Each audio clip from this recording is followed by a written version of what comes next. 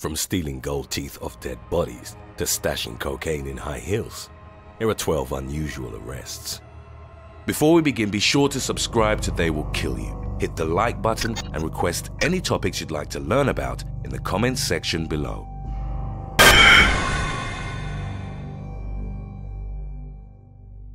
Number 12. Adrian Kline. In 2012, Adrian Kline, a contract embalmer for Aspen Mortuaries in Colorado, was charged with theft and providing false information. As part of the embalming process, the deceased's mouth is sewn shut, so there's no way to check if any teeth are missing. Kline would remove any gold teeth he found on the bodies he worked with. He then separated the gold and pawned it. It would have been the perfect crime, but Kline became greedy. He sold dental gold 17 different times to various pawn and second-hand stores, claiming it belonged to him. A local pawn shop tipped off police that Kline was making suspicious exchanges, and the 43-year-old was subsequently arrested. Number 11. Andrew Toothman. Following Andrew Toothman's arrest in a grocery store, one of the officers described the scene as the biggest mess he'd ever seen. In 2012, Toothman broke through the window of a Kentucky grocery store wearing nothing but his boots. The 22-year-old was also completely covered in chocolate and peanut butter. Toothman emptied all the store's fire extinguishers and used NyQuil to write "sorry" on the floor.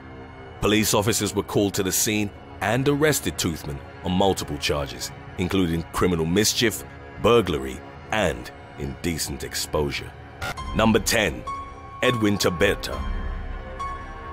After he was arrested in 2002 for having sex with an inflatable pumpkin, Edwin Tobergta from Hamilton, Ohio, once again found himself in front of a judge in 2008.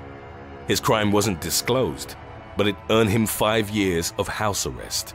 Still, this didn't deter Tobergta from returning to his bizarre fetish of having relations with inflatable objects. In August 2011, he stole a pink inflatable pool raft from his neighbor and had his way with it in an alley. The police were called and Tobergta was arrested. Oddly enough, his neighbor decided to keep the raft. On July 15, 2013, Tobergta fell victim to temptation once more. He stole the exact same pink raft and proceeded to try to have sex with it in the middle of the day with children present in the area. For this offense, Tobergta was given 11 months in prison. Number 9. James Roy Massengale. James Roy Massengale, a 47-year-old homeless man from Florida, was arrested in 2016 for charges stemming from trying to ride a manatee. Massengale went in the water at ISLAMORADA Library Beach, where he was, according to witness reports, reaching for, touching, and lying on top of manatees in the creek. There were reportedly 2 adult manatees and their 2 calves close to Massengale at the time. Massengale was told by a witness it was illegal to make contact with the animals as they were protected. Hearing this, Massengale allegedly replied that he was going to ride one of them. An officer of the Florida Fish and Wildlife Conservation Commission put an end to Massengale's antics. He was only going to get a notice to appear in court for the misdemeanor, but he reportedly began to chant, "Take me to jail," claiming he wouldn't show up for his case.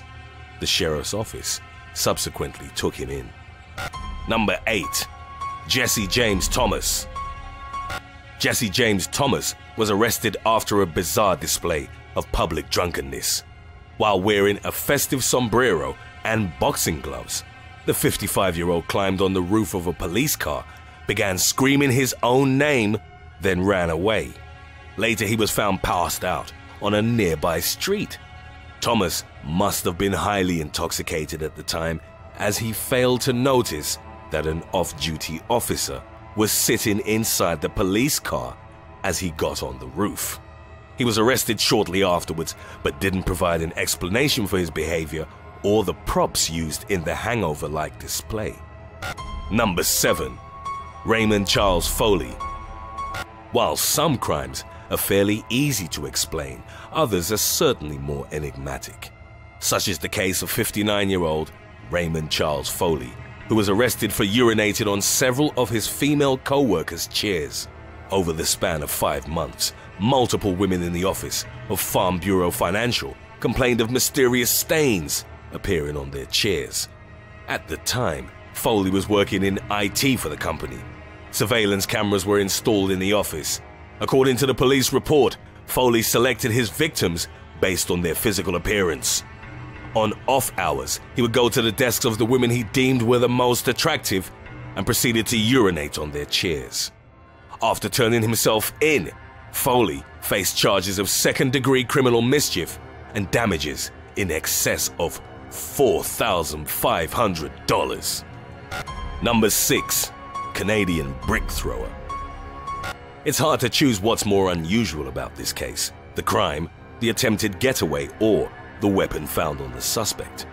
Police officers in Moose Jaw, Saskatchewan, Canada, received a call about an unnamed man causing a ruckus while standing on the roof of a building.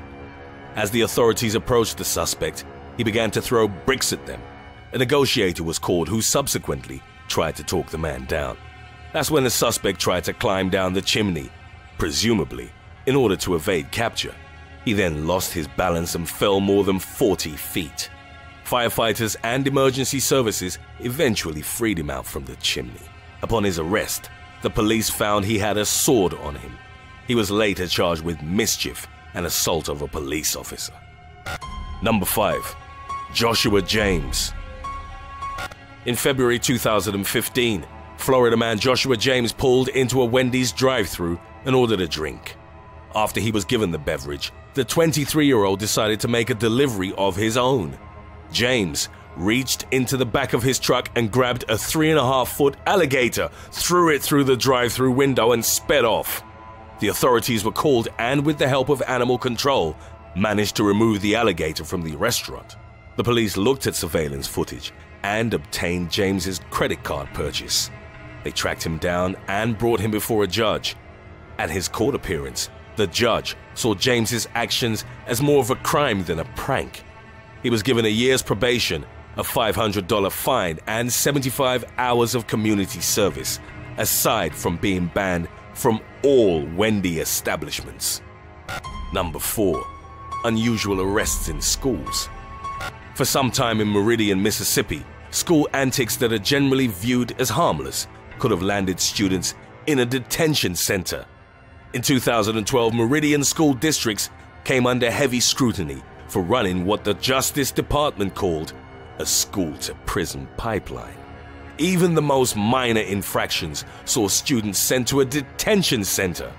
A federal investigation revealed that some had been incarcerated for things such as profanity, flatulence, disrespect, or dress code violations. Instances of a similar disciplinary system were also reported in Florida in 2008 when a 13-year-old student was arrested and taken to a police station.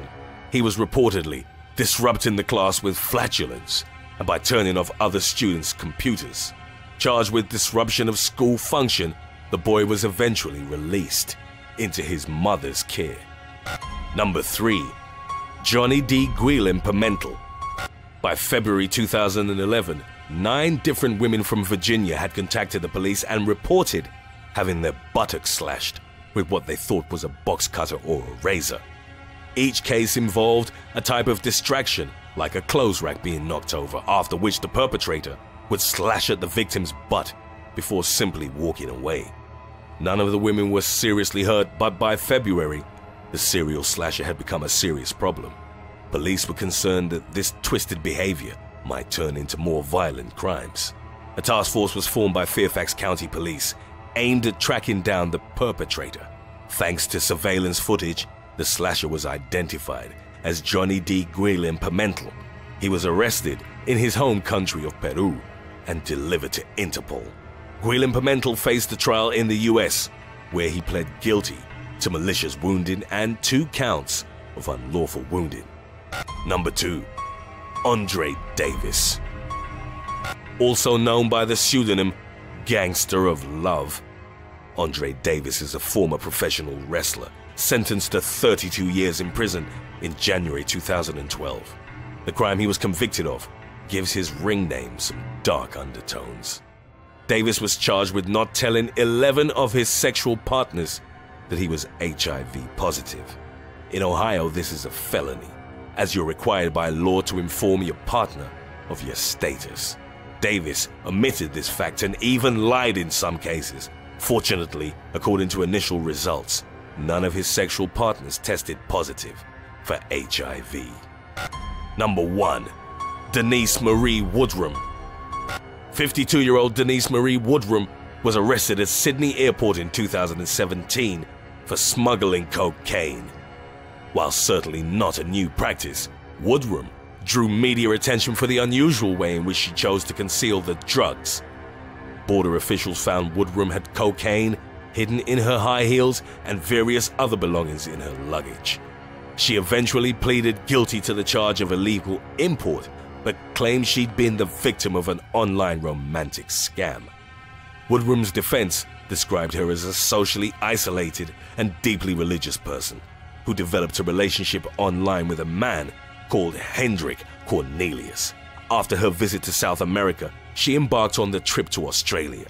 Woodrum claimed that she had no knowledge of the 756 grams of cocaine in her possession, and that her luggage was only supposed to contain clothes. A judge from the New South Wales District Court didn't consider this credible and sentenced her to the maximum of 7.5 years in jail.